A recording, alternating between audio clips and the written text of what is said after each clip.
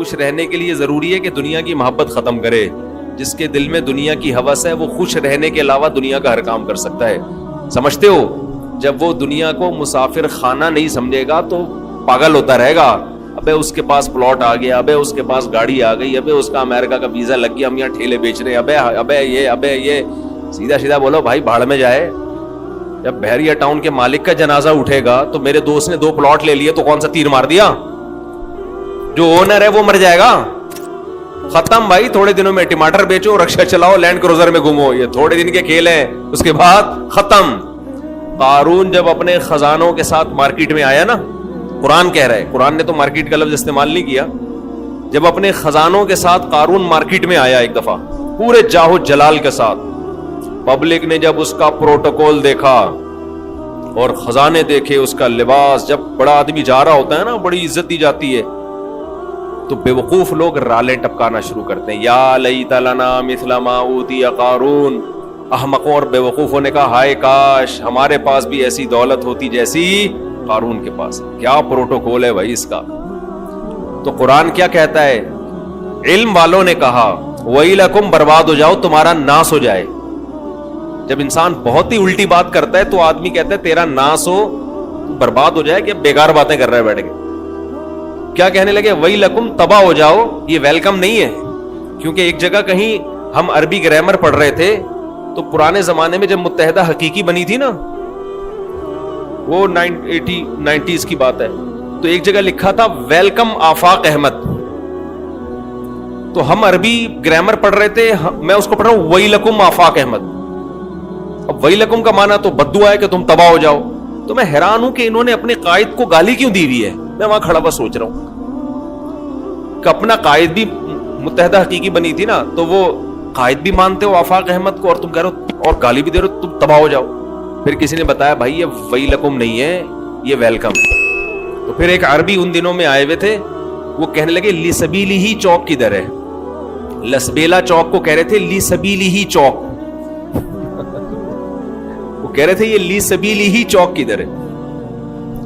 تو عرب اس طرح کی غلطیاں بھی کر رہے ہوتے ہیں. تو خیر, تو قارون کے خزانوں کو دیکھ کر بے وقوف لوگ کیا کہنے لگے؟ یا لیت لنا, ہائے ہائے ہائے کاش ہمارے پاس بھی ایسا جاہو جلال ہو, ایسی گاڑیاں, ایسی سواریاں ہوتی.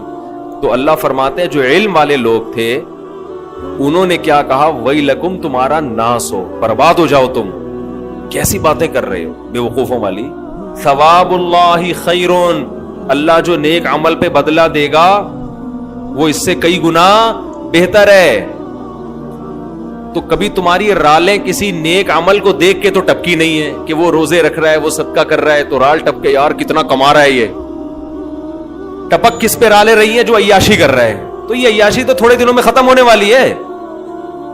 اور قارون اب مارکیٹ سے شارٹ ہو گیا کہ نہیں ہو گیا؟ کہاں گیا اس کا جاہو جلال؟ تو قبر بھی نہیں ملتی, قبر بھی نہیں ہے, زمین میں دھسا دیا اللہ نے, ایسا دھسایا حدیث میں آتا ہے قیامت تک دھستا ہی رہے گا.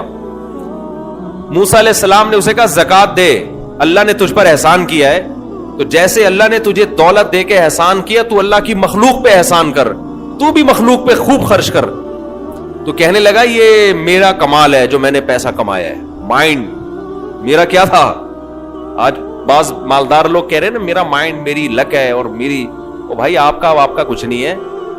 جس کے لیے اللہ رزق کے دروازے کھولنا چاہے کھول دیتا ہے. ہم نے بڑے بڑے فنڈر دیکھے ہیں, وہ بیچارے ٹماٹر ہی بیچتے رہتے ہیں ساری زندگی, حالانکہ مائنڈ ان کا بہت ہوتا ہے.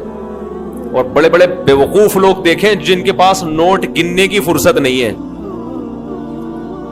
تبھی امام شافعی نے کہا ہے نا, ایک شعر امام شافعی کی طرف منسوب ہے واللہ عالم, کہ اگر عقل کی بیس پر لوگوں کے پاس پیسہ آتا تو غریب تو بیچارے بھوکے مر جاتے. نہیں سوری, بے وقوف بیچارے بھوکے مر جاتے اگر عقل کی بیس پہ پیسہ ملتا. تو میں اکثر اس پہ ایک واقعہ بھی سناتا ہوں, میں جلدی سنا کے آگے چلتے ہیں. ایک مالدار آدمی, ہمارے حضرت یہ واقعہ سنائے کرتے تھے پرانے زمانے کا. ایک بہت مالدار آدمی تھا,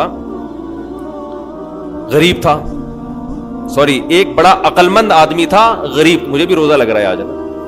ایک بڑا عقل مند آدمی تھا مگر تھا کیا؟ غریب. اکثر ایسا ہی ہوتا ہے عقل مندوں کے پاس پیسہ نہیں ہوتا. لیکن یہ قاعدہ کلیہ نہیں ہے. مالدار بولیں گے مفتی صاحب ہمیں بیوقوف کہہ رہے ہیں. تو اس نے دیکھا کہ ایک آدمی بڑا مالدار تجارت کا سامان لے کے جا رہا ہے, بیوقوف اتنا ہے کہ اونٹ کے ایک طرف چاول کی یا جو بھی امپورٹ کر رہا ہوگا جو بھی چیز, اس کی بوریاں لادی ہوئی ہیں, اور بیلنس برابر کرنے کے لیے اونٹ کے دوسرے طرف ریت کے بورے رکھے ہوئے ہیں تاکہ بیلنس کیا ہو جائے. 10 بوریاں چاول کی یہاں ہیں تو وزن برابر کرنے کے لیے 10 بوریاں ریت کی ادھر. اس امیر آدمی نے لفٹ مانگی اس غریب سے, وہی نا روزہ لگ رہا ہے. اس عقل مند آدمی نے لفٹ مانگی اس بے وقوف سے, کیونکہ یہ عقل مند غریب تھا.